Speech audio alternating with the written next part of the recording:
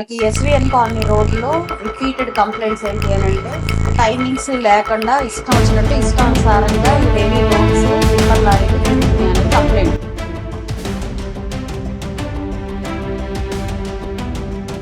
Amaravati road ఆ ప్రాంతంలో ఇలాంటి లారీలు స్టేషన్ అయ్యి రిపీటెడ్ గా చెప్తున్నా కొద్దీ కూడా అదేదో అడ్డాలాగా స్టేషన్ అయ్యి అక్కడ ఉంటున్నాం.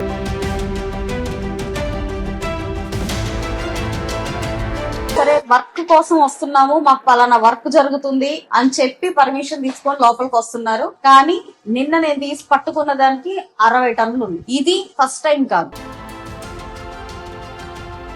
వెనకాల వచ్చే బళ్ళన్నిట్లో గులకరాలు పడుతుంటాయి, కళ్ళల్లో దుమ్ములు పడుతూ ఉంటాయి, ఆ శాండ్ అంతా పడతా ఉంటది, రోడ్ అంతా నీళ్లు గార్చుకుంటూ వెళ్తా ఉంటారు. దానికి కన్సర్ట్ కెపాసిటీ ఉన్న టిప్పర్ కి ఎందుకు అవుట్ ఆఫ్ కెపాసిటీ అలౌ చేస్తున్నారు? దేనికి అలౌ చేస్తున్నారు? ఎక్కడి నుంచి పర్మిషన్ వస్తుంది? సిటీలో కోర్ సిటీ లోకి ఎంటర్ అవుతున్నారు అని అంటే ఎక్కడ ఏ డిపార్ట్మెంట్ మానిటరింగ్ లో లేదు అని అర్థం. So I'm expecting a promise from you all అండి.